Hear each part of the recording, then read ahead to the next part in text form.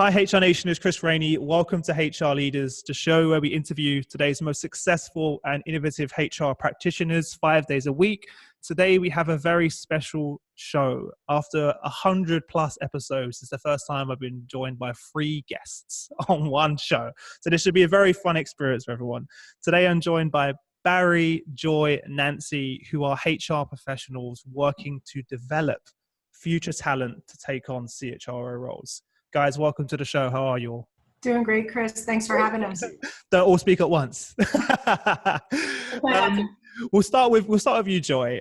Before we jump in, tell our listeners briefly a little bit about yourselves personally and your journey to where we are today. Sure. So happy to be here. So I'm Joy Sybesma, and I am the current Chief People and Culture Officer at Kargo, which is a mobile ad tech company in New York. And I also am joined by Nancy and Barry, who will introduce themselves, who are my co-founders in our special initiative. It's called P5CC, and we'll be talking a little bit about that business as well as our HR journeys. But just a quick background on me. I started in HR. I made the pivot about 1.5 years into my career. I was in buying and really quickly realized that even though I'd prepared my whole life for a career in buying and thought I was a mathematical genius and a creative wizard, that my skills were more in people stress than in numbers stress. So I pivoted to HR pretty early on in my career and really climbed the ladder in bigger corporate companies until about 3 years ago when I left to join Kargo and really enter the startup world. And I haven't looked back. I've loved every minute of it. My journey was interesting. I spent the first 19 years of my career at JP Morgan doing a variety of operations and risk kind of roles. And towards the tail end of that 19-year period was actually asked to come into the HR space. I'd previously had a manager who had suggested it, but I didn't really sort of get why he would have suggested that. But was asked to step into an HR role. And really looking back, there was one particular role at JP Morgan, which was pioneering an operations center in the Philippines. And in retrospect, seeing the power of culture and how that created differentiated performance for the organization, and really just developing a passion for that and seeing that the best place to influence ultimately culture and performance for organizations was from the seat of HR. And so chose to sort of pivot at that point in my career and make HR my sole focus. Fantastic. Last but not least, Nancy. Hi, everybody. I'm Nancy Gill, and I've spent my entire career in HR. And very interesting, like many of the HR leaders that I've seen on your show, Chris, I really came into it by accident. So I was working for an amazing company at the time of airline deregulation. It was called People Express Airlines. And maybe some of your listeners are familiar with the Harvard Business School case study that's still in use today about that company. But basically, we rotated jobs every month. And so in addition to being out with the customers and loading bags on airplanes and marshaling in airplanes and all of that kind of stuff, I got to spend some time in recruiting and training, and then also working with organization design. So this was really in the day when, we weren't really called HR, it was this conglomeration of different jobs, and I was immediately hooked. And it was very interesting starting there because the company was all about people, and it was a very flat organization and had this rotational component, as I mentioned, and I really thought all companies were that way. And then since then, I've been in companies ranging from about 50 people to 150,000 people. Spent the bulk of my career in financial services, which is where I met Barry at JP Morgan Chase. And I was the leader of HR at the NFL for a time too. So I've got sports and media in my background, all fun. Wow. I love asking that question because there's never the same answer, right? And 99% of people I speak to, no one planned to get into HR. Yeah. It's very rare, actually. I get someone that's like, yeah, HR, yeah, that's kind of what I set out to be, what's going on. But it seems that most people, like Barry, like, self-joy, and you find it. It finds you almost along the way in the organization. And I was a professional breakdancer. That was literally what I was doing. That was my dream as a 17-year-old. I'd just come off tour with P. Diddy, did an album tour with a few different artists, and I needed a part-time job because I had a 4-month gap until my next paid dancing gig, and it was a sales job selling to CHROs. that was, and I was like, this is pretty cool. I get to speak to these CHROs every day, leading strategies for organizations across the world, and the decisions that they make impact hundreds of thousands of employees. And it's something about that was just fascinating to me, that someone was positioned in an organization to create that type of change. And every day I got to speak to these people and hear the good, the bad, the ugly. I get to learn new products. You know, there isn't really a company in the world that you could probably name. I don't know what they do, and I can't tell you about their products. I spoke to so many people, and I get to understand the different cultures and products and the inner workings of the organizations. And part-time job, 13 years later, here we are. So I love asking that question, and I think it's really important for everyone to hear that as well. What compelled you guys to, I think you've touched on it a little bit, to stay within the HR role and build your careers in HR? You know, I was doing this practice called morning pages. It comes from this book, The Artist's Way. It's a kind of like a little bit of a granola self-help book, but it's very, very helpful. And it's just a practice of journaling in the first couple of minutes of your morning, stream of consciousness, whatever's on your mind. And I've done this practice every time I've felt stuck. And I was about 10 years into my career, and I was feeling a little stuck. I was feeling like I was pushing a dinosaur uphill in this really corporate organization where I could see what needed to happen. I could taste the change. I had the pulse on what the employees were looking for, but the leadership was resistant. And I remember in those morning pages, I wrote, I want to join a startup and I want to be the boss. And 2 weeks later, I got contacted by the president of Kargo out of the blue. So it's a little bit of, you know, like you put it out there and it manifests and it happens. Yeah. I really think back to that turning point as I don't know if I would have stayed really satisfied and challenged and growing if I had stayed in a big company. I think coming into Kargo and feeling the challenge and the autonomy to really build and create and iterate with the company. And then similarly, I think as I met Barry and Nancy, it was also kind of the next step on the journey towards, you know, going back to what you said, Chris, people don't come into HR. They don't come out of college thinking about HR as a viable career path. And that's a shame. It's a shame. It really is.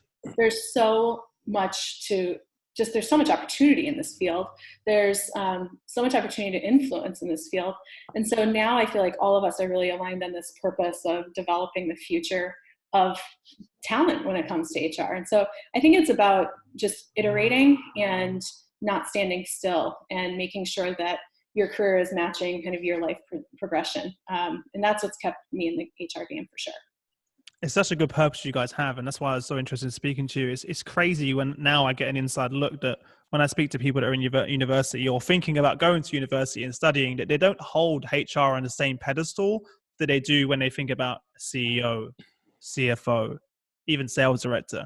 They don't put HR there. Where in fact, really, if you look at the most successful organizations in the world, it's CEO, CHRO.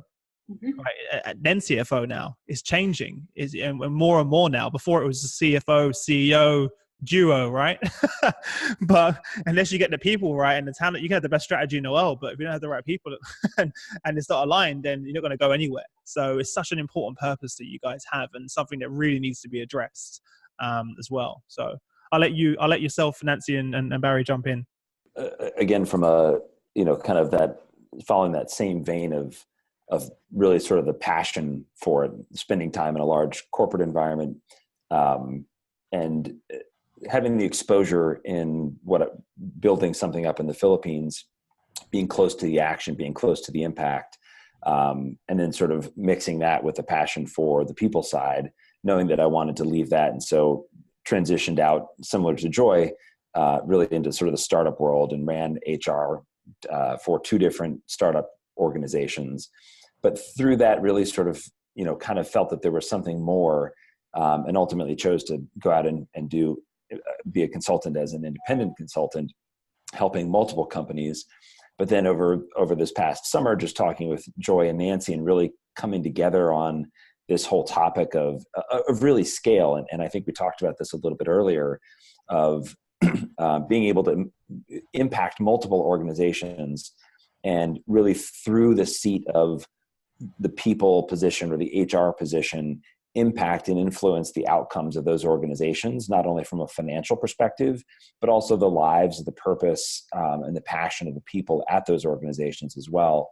And to be able to do that at scale and using a collaborative approach of really developing and growing the HR talent alongside the work that we're doing is just, it's just incredibly exciting work to be doing, and to have two great partners to be doing it with. And Chris, I'll just add to what you said before is so, it's really the thing that's got us so fired up. The fact that we see organizations changing right now, and this concept of the G3 instead of the dynamic duo of the CEO and the CFO, now the chief people officers right there. And so, HR, we've all been in HR for a long time, and I think that many of your listeners will agree that we felt like downtrodden and always trying to be scratching at the door to get into the meeting and to get at that big table. And there is no better time to be doing this. I am really convinced that the issue is, and the reason we came together, as we said, was to grow the HR talent, because in most organizations you have incredibly talented people, but they're really not, the companies aren't really investing in them in the way that they should. So, you may occasionally get sent to a corporate training program or a conference. And even then, usually, in my experience, the senior people get sent to the conference, and it's once in a year, maybe 2 years. As HR folks, I don't think that we've had great mentors inside of organizations outside of HR, right? To build our business experience and our strategic mindset. So again, I think given the way we see organizations changing and really getting it when it comes to the people agenda and how important this is, and the fact that we've got so many talented HR people out there, this is really a good time to be here and to be doing what we're trying to do. Yeah. Well, tell our listeners a little bit about the business then, and how you guys are helping these organizations. Barry, I think you should do it. Oh, Barry, they threw you in the deep end, Barry. Well, that's all right. So, I think it's sort of a multi-pronged approach. And we chose collaborative as part of the name of the organization very intentionally, because we want to collaborate. What is the full name, by the way, for everyone? It's P5 Collaborative Consulting. Fantastic. That's the full name. And the 5 Ps are people, working with purpose and passion, create performance and profitability. Right. And so I think those are important elements, because really we want to focus on the bottom line. We want to focus on helping organizations grow and achieve great results from a financial perspective. This isn't about, ping pong tables and kombucha on tap. Fluffy HR. We don't want fluffy HR. Yeah.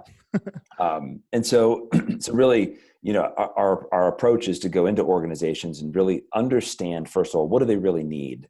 And what are the needs that we can help them address with kind of our diverse backgrounds and skill sets. And we're very picky about the organizations that we work with. We're looking for people that are enlightened and understand the value of the people agenda and the power of people and its impact on performance and profitability, who want to invest in their people, and particularly who want to invest in their people leadership team, right, from a development perspective. And so when we go in and work with these organizations, we're creating custom content that's specific to what their needs are, but we're bringing their people team kind of alongside with us in creating and delivering that content, so that there is a sustainability to the change that's taking place as we collaborate with them through this change. And then as we sort of bring these HR and people folks alongside with us, once we're sort of done with that engagement and they've got the ability to sustain it, then we partner with those HR folks and sort of our future talent, and putting them together with other like-minded individuals and creating pods of people that can rely on themselves as resources. And then we bring additional content, training, and development. We've kind of somewhat referred to it as a mini MBA, by really helping make sure that we're developing, as Nancy sort of mentioned, the components and aspects of their business acumen that they may not have gotten from the training and the work that they have done to date, but really helping them understand how they can be business leaders with a people lens. And that's really what, sort of is the ultimate goal, is we try to create that G3 or elevate to that chief people officer kind of role. You've really got to be able to sort of speak the language at the table from a business acumen perspective. So Joy, Fantastic. Nancy, anything you would add to that? Well done. One other thing I would just add about the custom content, is like, in my experience, we spend so much time looking out at so-called best practices, right? And one of the things that I love about what we're doing is, like Barry said, we want to come into an organization and figure out what's relevant for them, for that leadership team, and for that HR person who's developing and is going to take over. So that's been a real plus as far as our as clients. opposed to off-the-shelf solutions, which is exactly. And that's, by the way, I speak to hundreds of thousands of HR leaders a day, and that's the opposite of what they want. They don't want an off-the-shelf solution. They really want companies to come in and work with them, not for them. And a lot of the companies out there, the more well-known organizations in this space, they do have you buy the solution. It's normally an off-the-shelf product, and then they send one of their junior team members to come and meet you and help you implement it, right? And they charge you a lot of money along the way, right? That's what normally happens. Let's be honest. So I think what's great about what you guys are doing, not only is it a custom approach, but it's also based on your knowledge and experience as well, which you're bringing to the table. So it's that combination of proven frameworks, tools, and blueprints, but combined with, knowledge and experience of actually leading roles in global organizations. And that combination is powerful. So this is a question for everyone, really, I suppose. What really occupies your minds on a daily basis now? It's kind of twofold for me right now. Going back to the future of HR talent, I think that Barry, Nancy, and I, we're all lucky to start our careers in big companies where you have mentorship, you have support, you have a safety net. And I think that probably built up our confidence to then be able to autonomously lead. And, we talk a lot about, there's kind of 2 or 3 different profiles of these future HR leaders that we see. There's the people who, like us, are maybe in corporate jobs and they are itching. They're a little restless. They want to create, they want to build, they want to disrupt. We love those people. Then you've got the people who are in-house at startups. Usually the first HR hire is a recruiter or an office manager. And then all of a sudden they've got EQ and they're successfully creating, structure. And the CEO says, great, you're the head of HR, anointed. And they are in a really big job and a really hard job with usually a probably young founder, CEO, who maybe doesn't have much experience in growing and scaling an organization. Sounds like us. Yeah, most, right? You're basically describing us. Go on, Karen. And I when I came into Kargo, I had a director who I came in, and she was humble enough and self-aware enough to say, I was an office manager, I got us to this point, I cannot get us to the next point, I need a boss. And I was able to really help develop and grow her in-house. And then now she moved on to a much bigger and better role at NBC, and it's so exciting. I'm so thrilled for her. But I think going back to that, the third area is we think that there's people in the business who would be great HR leaders, like a Barry. And, I had dinner with an oil and gas consultant a couple of days ago. And he's like, can you help me figure out how to get into HR? I'm like, yes, of course. That's an opposite profile. If you could choose a profile that wouldn't be in HR for like oil and gas and consultant. Exactly. Yeah. So, just identifying that, we need to do a better job of PR for our function and for our industry. And we need to recognize that people are coming into this function with varying levels of expertise and support, and they need mentorship and guidance. So developing people has always been my number one focus in my career. And so it feels really natural and purpose-driven to now work on developing HR people. The second piece for me is, everything right now is about technology. Barry and I went and did a panel at this HR tech tank.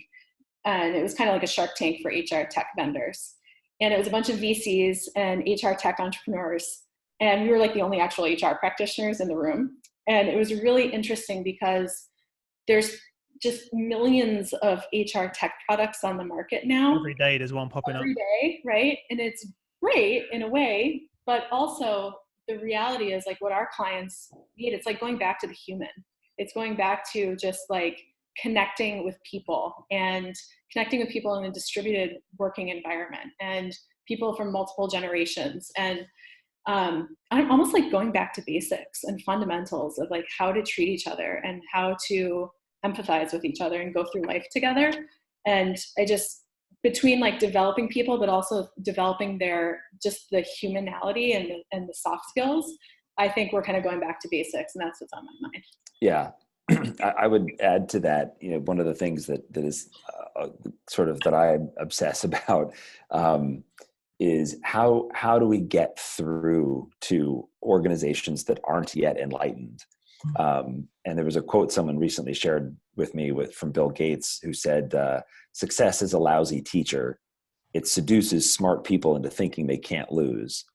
And the unfortunate reality is that there are a lot of, I would call them sort of unenlightened CEOs who are still successful. Their organizations aren't failing, but they really haven't embraced a people-first mentality towards their organization and its objectives. And unfortunately, those companies don't fail. They don't fold. I worked on one of those for 10 years. So, okay. And we were very highly profitable and we made a lot of money, but people were miserable. Yeah. Right. And it's sort of, and so I obsess about like, how do we sort of get through this thing? And unfortunately, this is a 60-year-old issue. Peter Drucker talked about this 60 years ago. And these concepts are still true today.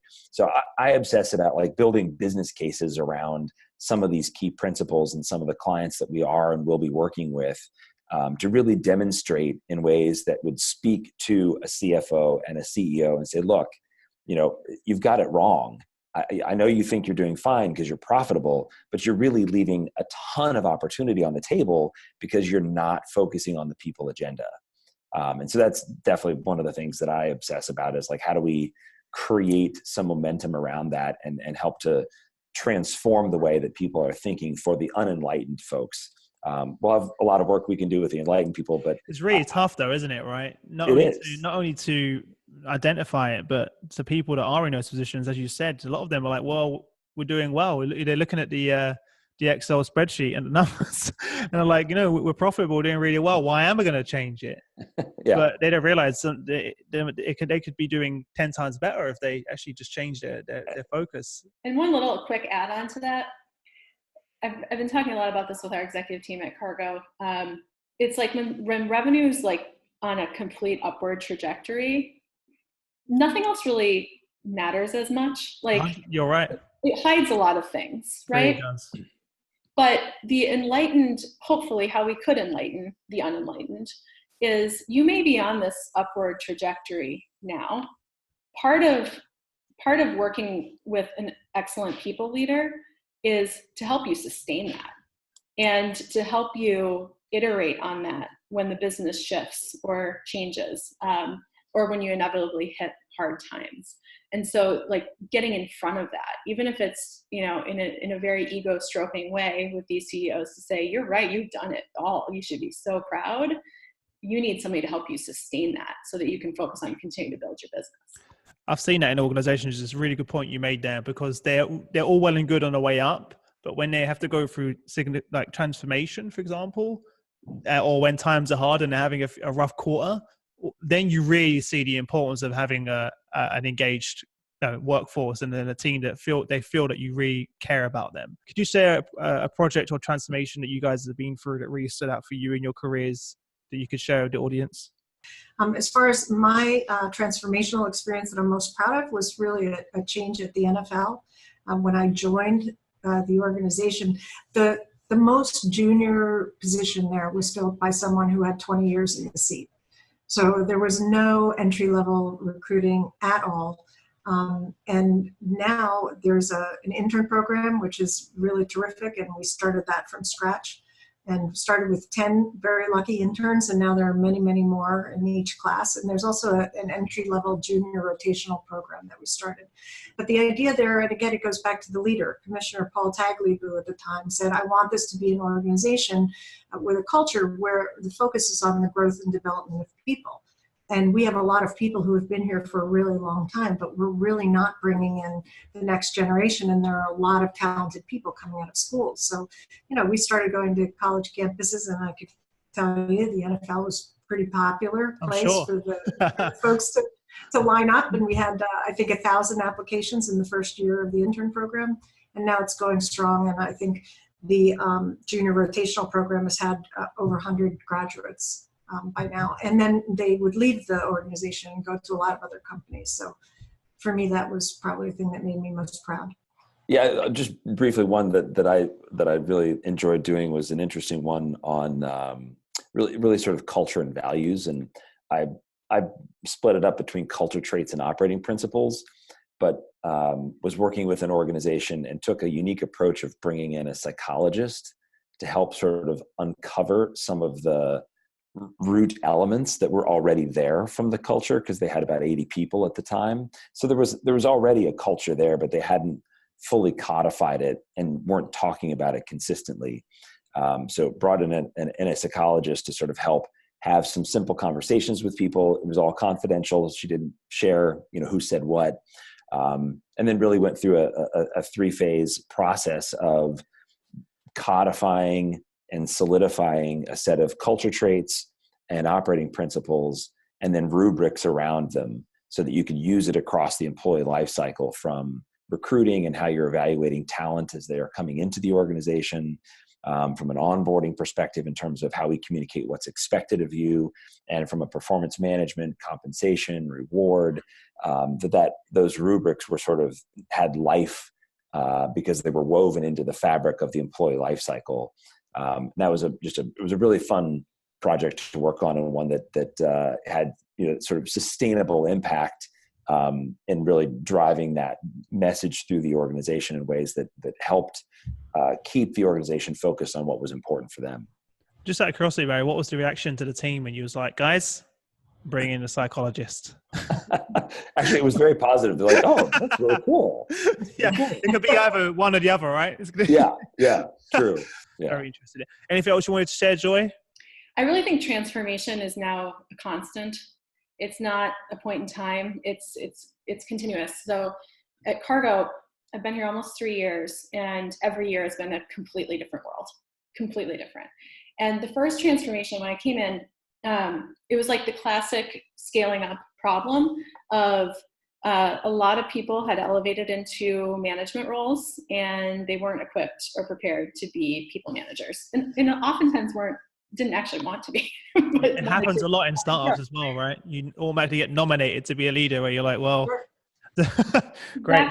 Exactly. And, the way we kind of tackled that was building out a performance management process. And it started with just, what are the expectations of each role at this company, and putting that on paper. And, we called them accountabilities. And it was just simply like, if everybody in the company, based on your role, has 5 expectations. And if they do as written, then they're meeting the expectations of their manager and the organization.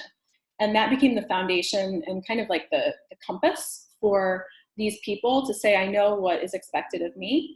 That was like iteration 1. Iteration 2 was defining values for the organization and weaving them into our hiring practice, our interview questions, but then also weaving them into our performance management practice. So ensuring that in order to get promoted, you had to be living and demonstrating the values. In order to, actually exceed expectations, you had to be exceeding expectations in your job and in the way you did your work and how you built relationships. And then, the third piece is what I've found today. Actually, I'm launching this. I'm really excited about it.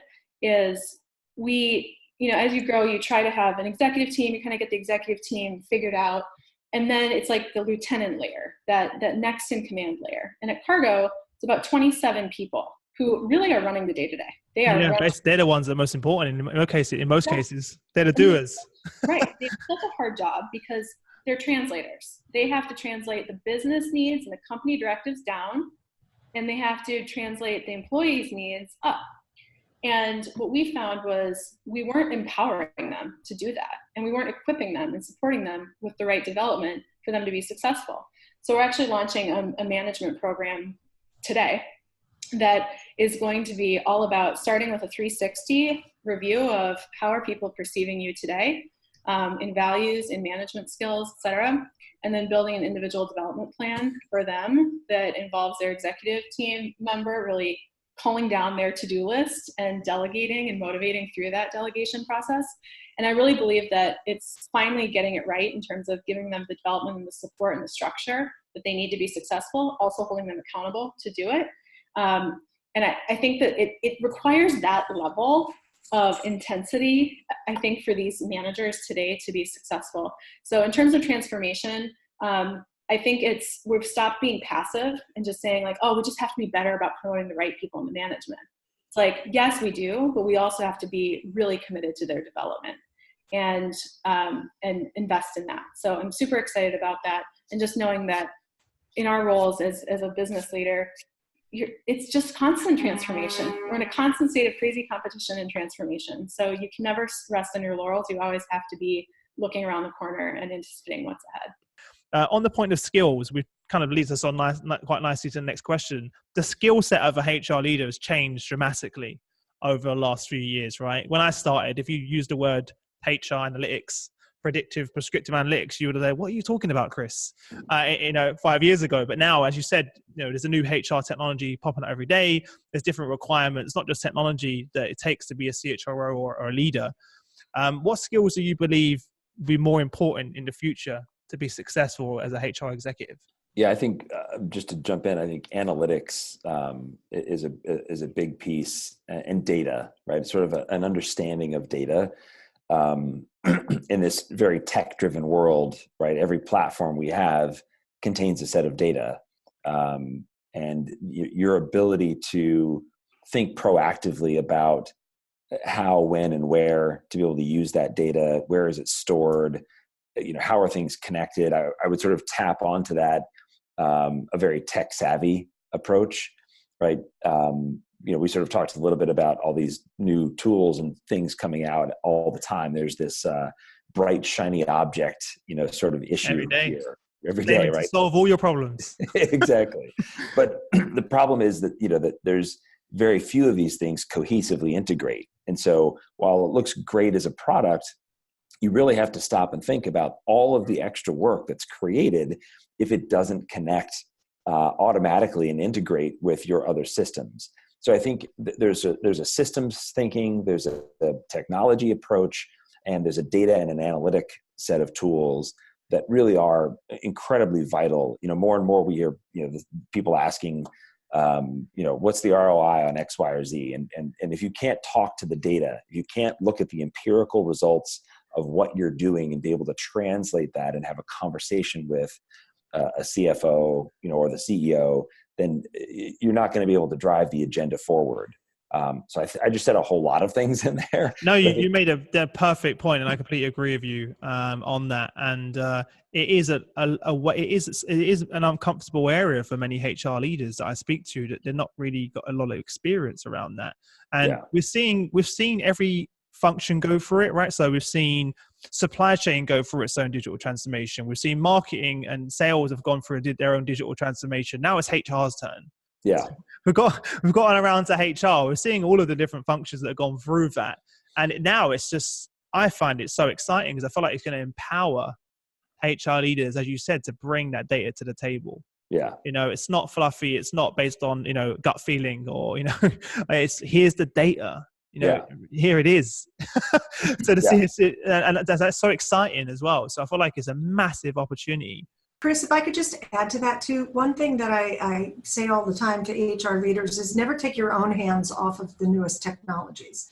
I think especially if you're in a big organization, you have teams of people working on things. And, I found too many HR leaders as they grow in organizations, they are not in touch with what the latest technology is. And especially given what your workforce is using today when they're outside of work, if you don't really understand what this generation of the workforce is using, what they expect to see on their smartphone, you're basically dead. So, and that's one thing I've seen, and I've seen it for years, over and over again in these organizations, especially as HR people grow. And now I've got an analyst, and now I've got an HR assistant, and I don't have to touch the spreadsheet anymore. It's a big problem. So my advice to the listeners is don't let that happen to you. I would just add on, in terms of consuming content, I think the curiosity skill set is super important too, because there's I mean, just think about your podcast, Chris. There is so much amazing stuff happening in this landscape, in the world right now.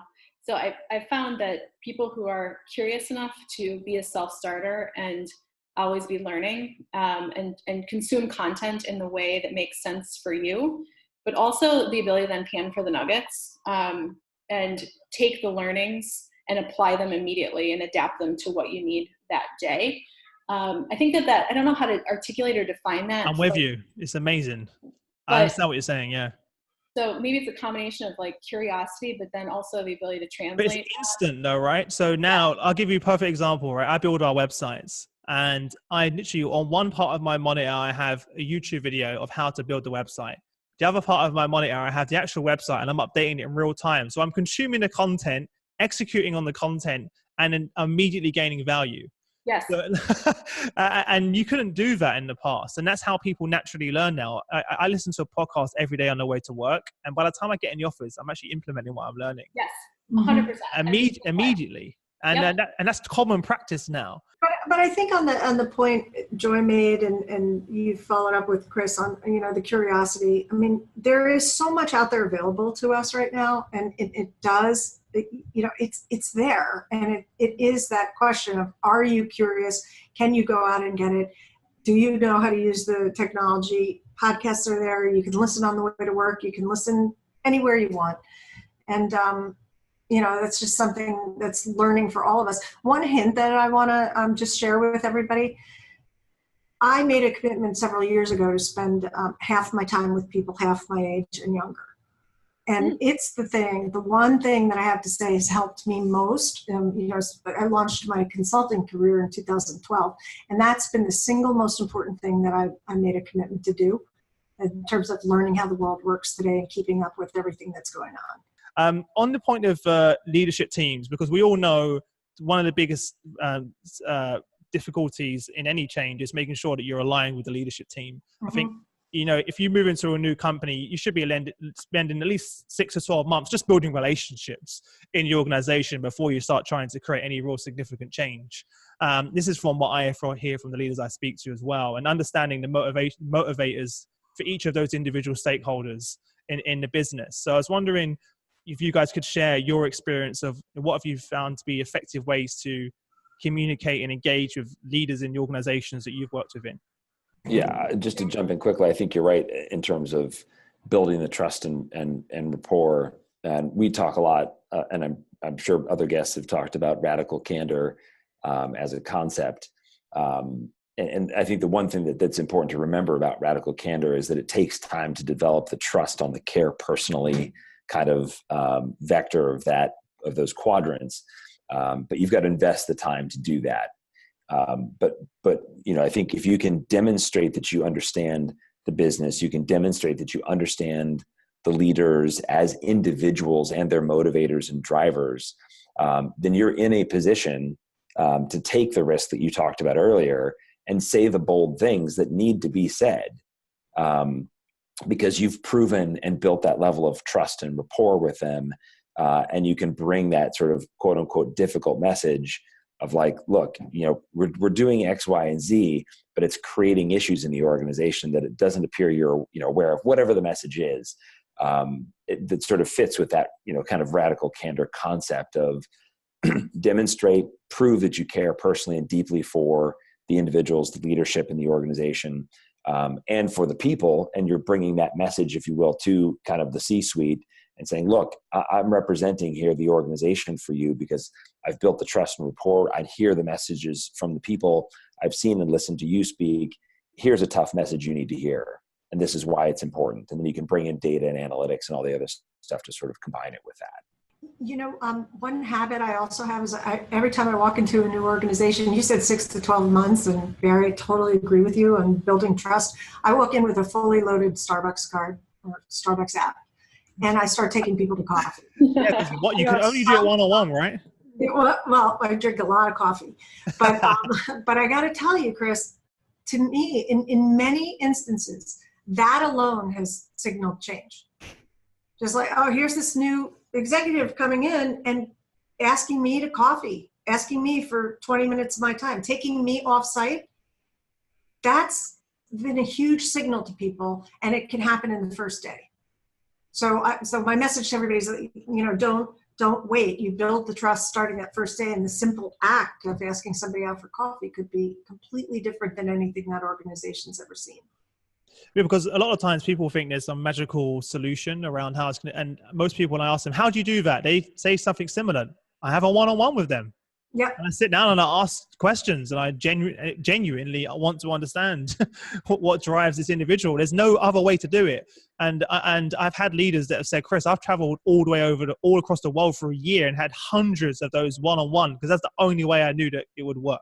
Right. There was no quick, I can't send out a mail shot or a newsletter or I needed to have those conversations one-on-one with every single one of those individuals. And it took me on a plane every day, every week to do that. And when I've heard that multiple times, and I'm like, wow, that really is what it takes to do that as well. So yeah, very important, Nancy. Well, it's what Joy said in the very beginning. It's getting back to the basics, Exactly. Caring about other people and having empathy and really taking an interest in having a real conversation. That is my concern with technology, by the way, is exactly what you've just said. And that's, it's meant to be an enabler to help empower you, not to replace. I think that's, technology is supposed to free you up to have more time to have those conversations, to automate other administrative tasks, so you can have more time speaking to people. Whereas I feel like some people are getting it the other way around, where they're using it as like a replacement. It doesn't work. My team pulled me up on it recently. And Ivan, I messaged him about an important project, and he said to me, can you not send it to me via WhatsApp? Can you have a meeting with me tomorrow? And I was like, I'm sorry. Because it's so easy. It's so easy to do it that you forget sometimes how it can come across to people as well. And I was like, no problem. From now on, if I have an issue, I'll speak to you in a one-to-one meeting. And I was like, fair enough.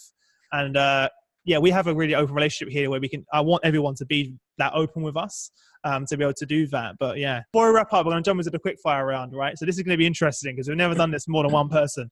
I'm going to ask you 5 questions, and you have no longer than 30 seconds to give us some amazing answers. So we're going to start with Joy, and then to Barry, and then Nancy, and we're going to work our way around. Are you ready? Perfect. Good. Joy, what was the number one thing that was holding you back from becoming a senior HR leader? I was terrified of walking into an organization where I knew all the responsibilities would be on me, and I had only maybe touched 3 of the 25 independently in the past. But I knew I could build a network and use my resources, and that I was a great and quick learner. And so I took the plunge. Yeah, for me, I would say it was really not having seen all that it could be was what made me hesitate. And essentially just sort of had to get over that sort of that idea and take the risk and say, look, if I really believe that culture is a pathway for performance for organizations, and that's something I'm passionate about, and doing that from the seat of HR is a place to do it, then I need to take the risk and take the step and do it. For me, it was being in a big organization with lots of hierarchy and process and lots of imposter syndrome going on and fear in my own head.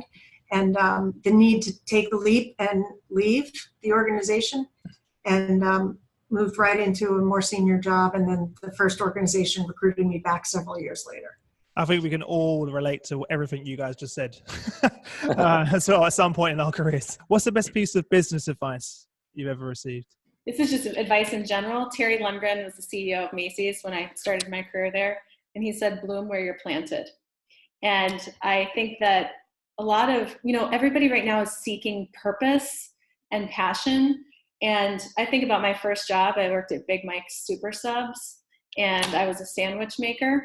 And I loved that job. And I really, truly have loved every job I've ever had. And I think it's a little bit of a mindset. And wherever you're at in your journey, that's where you should be. And taking lessons from that and growing through it. So bloom where you're planted is my early career advice that stuck with me. Yeah, I would say I was once being interviewed by an executive coach, and she asked me at the time in a particular role if I was happy. And I was honest with her, and I said I wasn't.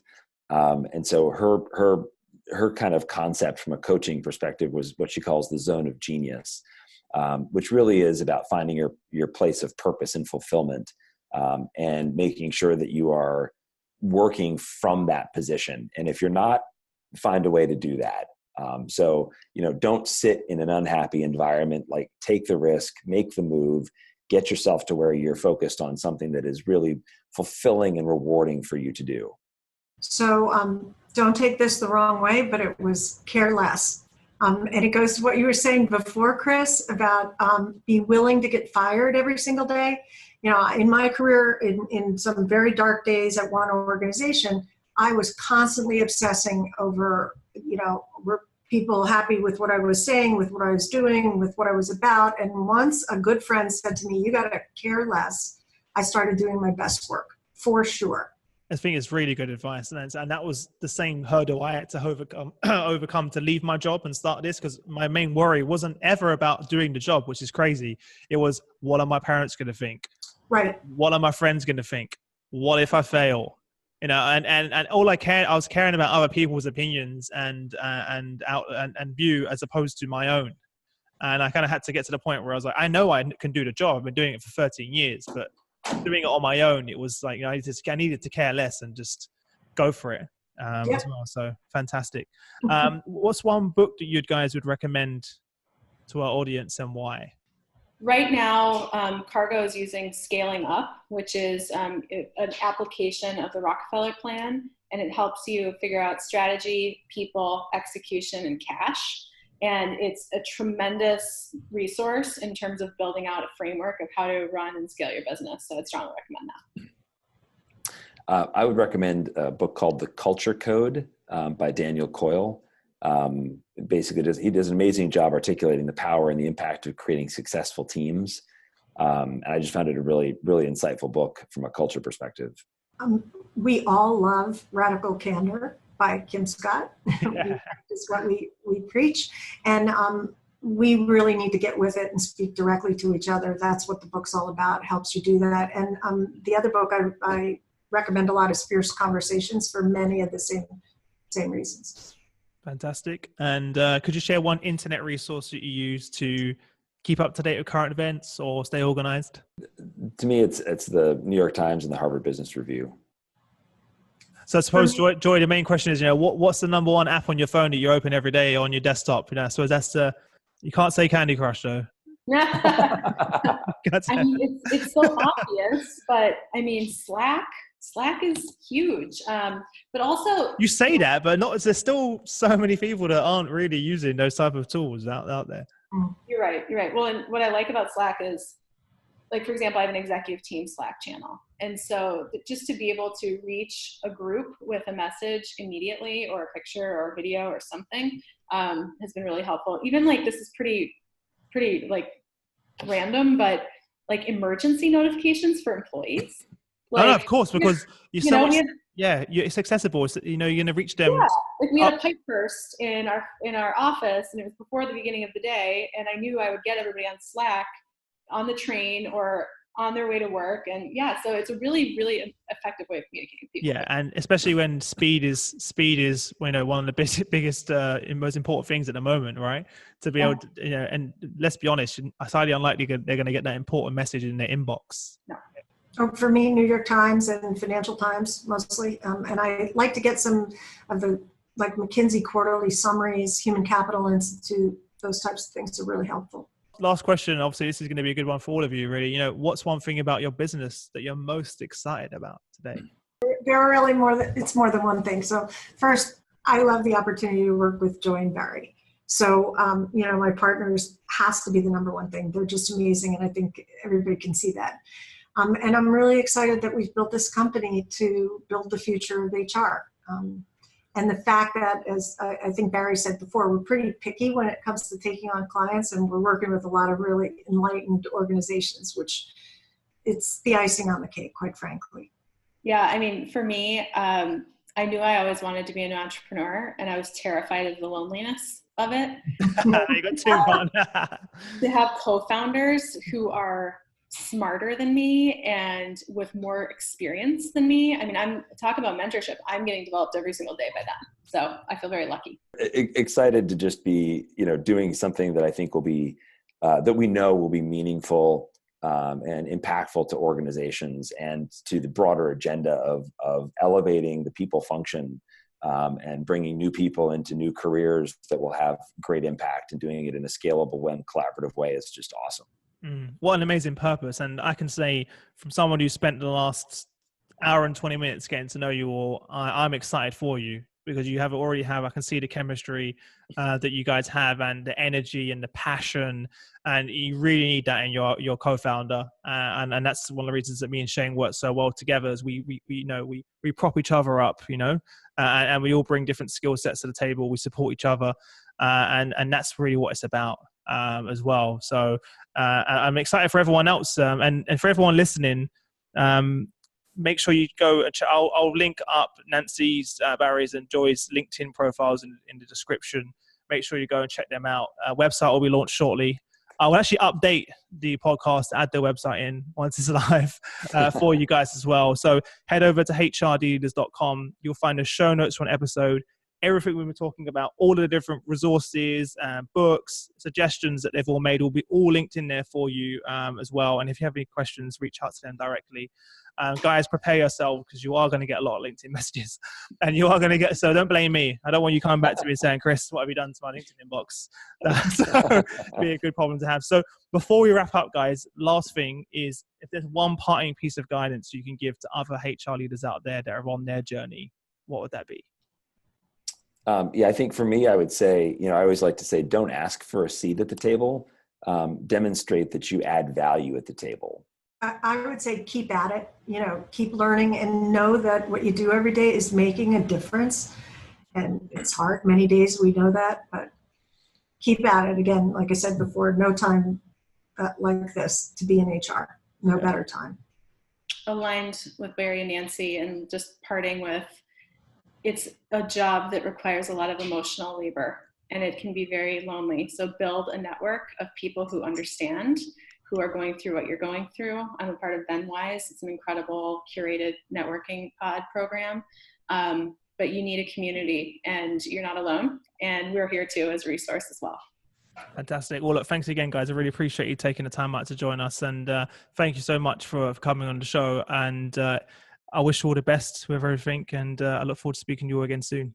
Thanks, Chris. Thanks, Chris. Appreciate it.